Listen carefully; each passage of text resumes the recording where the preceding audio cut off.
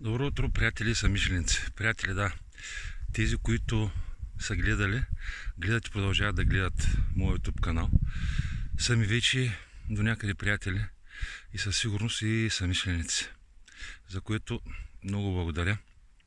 Аз съм Росен, вашия единствен парафармацевт, етерични масла, който се опита да съчетае тяхната сила с силата на природата, с силата на движението и медитацията, за да можем да постигнем едно по-добро качество на нашия живот. Няма предвид материално, да трупаме материални блага, а да се чувстваме здрави, силни, жизнени, което за мен е първия показател за по-добър и качествен живот. Затова стоя на слънце. Прекрасно. Доскоро плачех, че ми е топло. Вече се радвам на слънчевата топлина. Тук съм на едно място. Не случайно го избрах. За такива места моята приятелка Кристина Маринова каза, че посещавайки ги, усеща как природата плаче. Природата е ранена.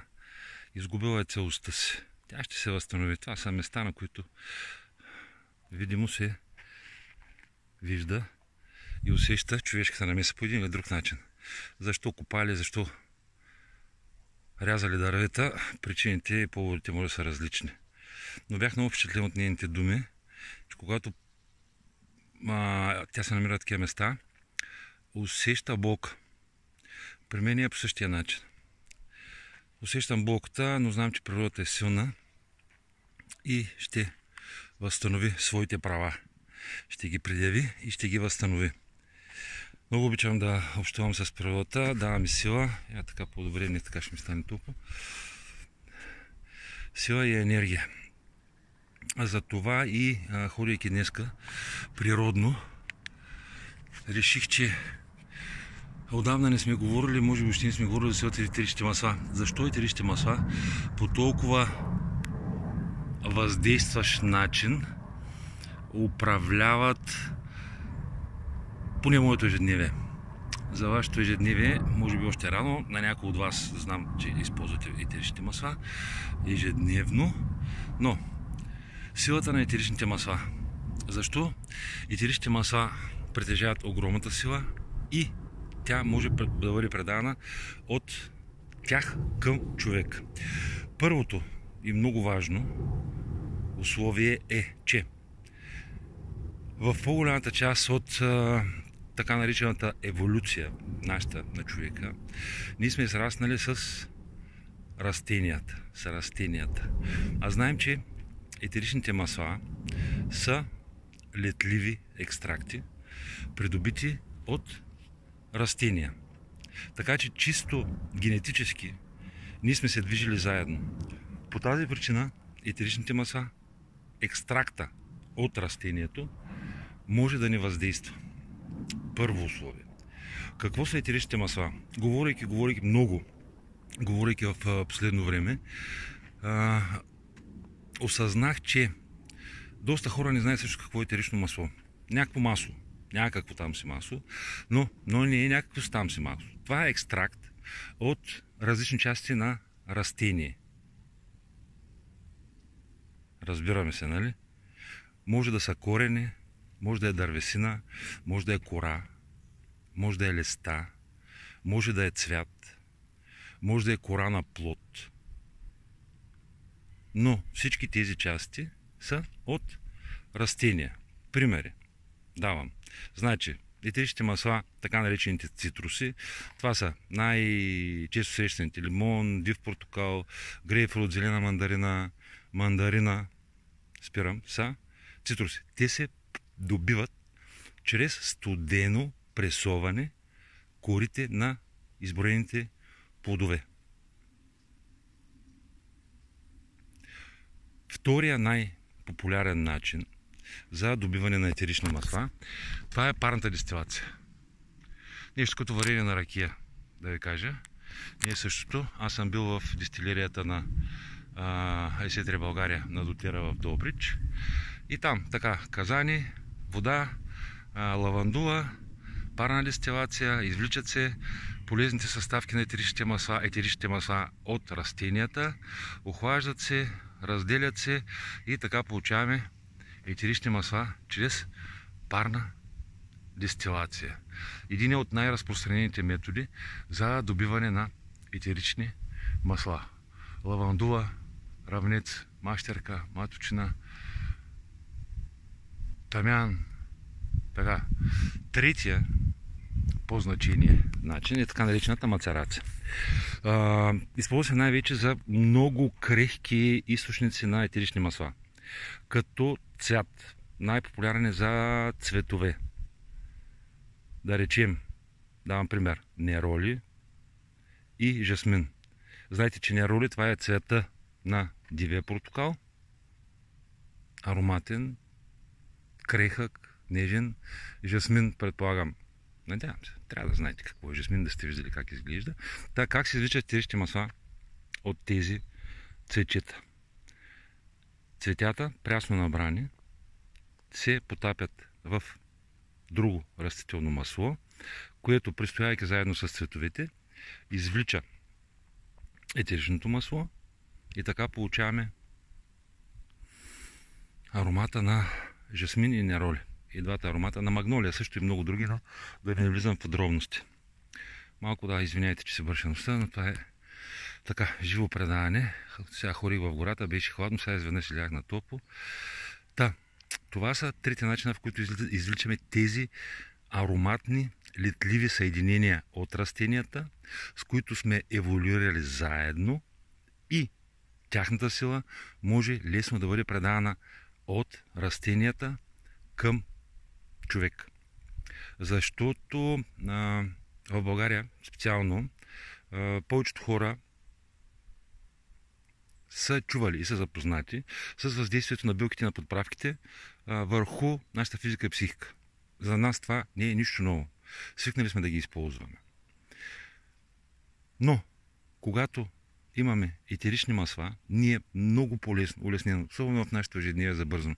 Когато ходим сега да събираме билки, там има много условия. Трябва да е на подходящо място, на подходящи почвени условия, при подходящ климат, в определено време да ги съберем, да ги сушим, да ги съхраняваме по някакъв начин. Така, екстрактираните вече от растенията етерични масла достигат при нас много лесно и може да ги използваме във всяка една секундичка, всеки част от нашето ежедневие. Аз лично съм брал лайка, липа, бял равнец, жълт кантарион, бабени зъби, какво ли не. И така ще остават. Докато маслата ги използвам редовно, заради лесния, най-вече лесен начин на използване. И когато разбрах, че заради много малката си молекула, етеричните масла бързо, за секунди, навлизат там, където и да са използвани. Независимо дали ароматно през носа, дали сме ги мазали на част от тялото си върху кожата, или тези, които са разрешени за вътрешен прием, пак казвам, разрешени за вътрешен прием, са приети през лигавицата на устата, което е моето любимо вътрешен начин на приложение на етеричните масла, за секунди, буквално за секунди, те достигат до кръвта.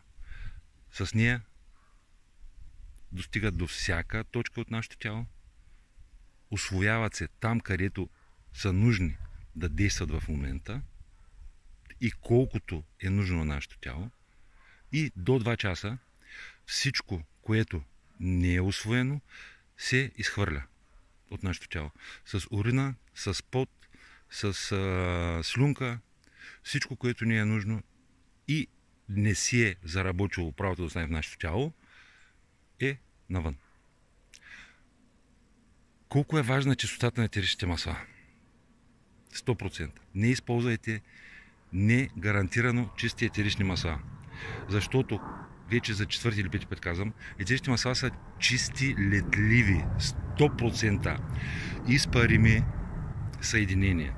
Когато аз представям етеричните масла на дотера, винаги капя чисто етерично масло, на която част от дрехата ми кажете. Без да се съмнявам, че правил съм го много пъти, защото до минути не остава никаква частичка върху дрехата. Тя се изпарява до последната молекулка. Жалко, но нищо, аз така или иначе използвам. Вдишвам, не отишва на празно и хората трябва да са сигурни, че използват чисти етерични масла. Защото, за съжаление, много производители, дистрибутори, за да намалят цената, добавят към чисти етерични масла мъртви минерални масла, които не само влошават качествата на етеричните масла, но могат да навредят и на човешкия организъм. Прониквайки тези мъртви масла с залепени за молекулите на чисти етерични масла, да не навлизам в подробности. Много наистина мога да говоря за силата на етеричните масла, защо... И това. Значи с това ще приключа, пък после ще продължим друг път за чисти етерични масла. Молекулата на етеричните масла е толкова мъничка, че те се броят на пръстите на едната ръка, даже са по-малко, защото са липидни, те преминават през клетъчната мембрана. Клетъчната мембрана, нашите 50 милиарда клетки, минават през клетъчната мембрана и могат да работят, да действат вътре в нашата клетка. Там, където разбира се е нужно. Те го правят избор. И няма да кажа единствено, но пак от малко съединения, които могат да преминават кръвно-мозъчната бариера. Затова етеричните масла толкова бързо въздействат първо на нашата чрез аромата си на нашия мозък. Няма да влизам в подробности, наистина. Така че това е чистите етерични масла. Еволюирали сме заедно, затова нашето тяло ги възприема като познато вещество, с което може да синергира и да му позволи да въздейства на нашия организъм.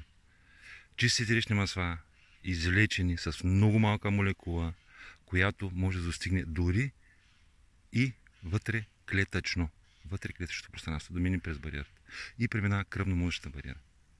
Чисти етерични масла. Това е. Благодаря, приятели, че ми слушахте. Подготвям. Значи за ароматерапия ще говоря, защото аз си мисля, че това, което знам, хората го знаят. Ама хората не го знаят. Трябва да се стигна да поработя малко повече, да съм полезен най-вече на вас. Така че пазете се, бъдете здрави и до скоро.